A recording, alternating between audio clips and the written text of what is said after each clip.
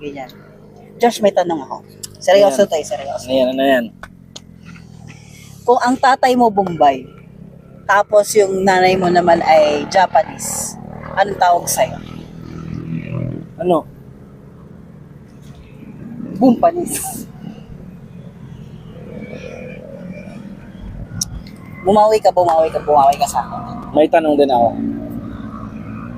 Anong tawag sa ilog na pabaliktad? Ano?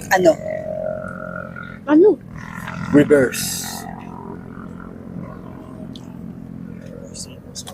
Ninong Diyos. May Yes. tanong ako. Ano ang kasalungat ng manifest? Ano? Makapal. Manifest. Makapal.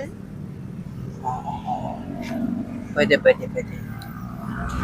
Eh, ano naman tawag sa ngipin na maliit? Ano? Pitit.